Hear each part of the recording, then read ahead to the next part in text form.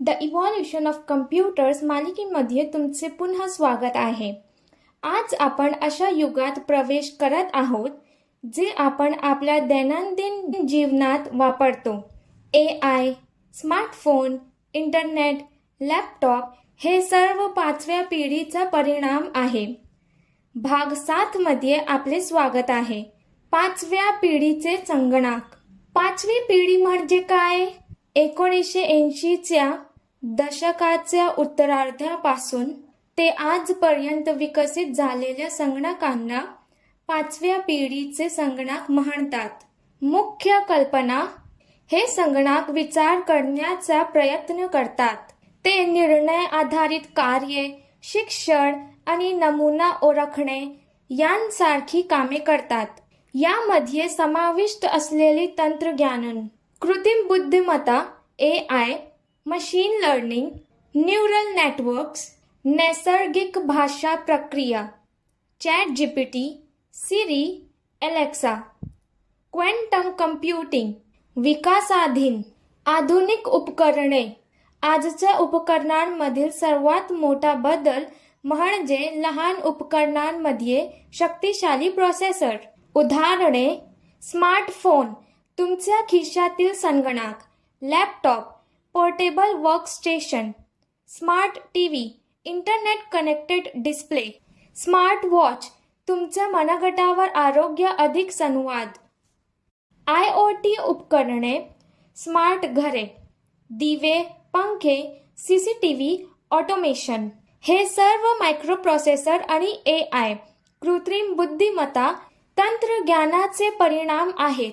Internet क्रांती. इंटरनेटने जगाला कायमस्वरूपी जोडले.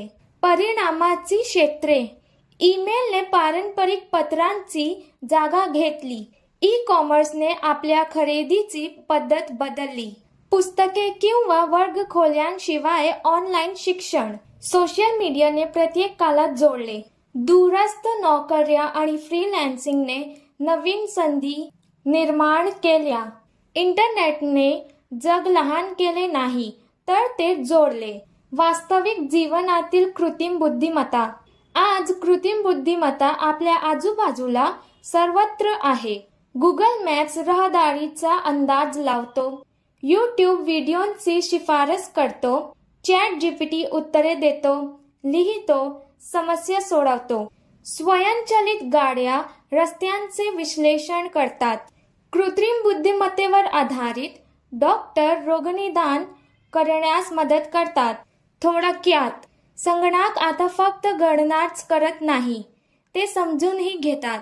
सध्याच्या मर्यादा: गोपनीयता आणि सुरक्षेसंबंधी चिंता, नोकऱ्या स्वयंचलित होण्याची भीती, तंत्रज्ञानावरील अतिरिक्त अवलंबित्व, नैतिक धोके, डीपफेक्स गैरवापर. 5व्या पिढीच्या संगणकांनी आपल्याला डिजिटल भविष्यात आणले आहे, पण पुढची पिढी आणखीनच भविष्यवेधी असेल. क्वांटम संगणक आणि पूर्णपणे कृत्रिम बुद्धिमत्तेवर आधारित जग. भाग 8 मध्ये आपण याबद्दल जाणून घेऊ. भविष्य, 6वी पिढी, क्वांटम आणि AI सुपर कम्प्युटर. लाईक करा, शेअर करा आणि सबस्क्राईब करा आणि भेटूया भाग 8 मध्ये.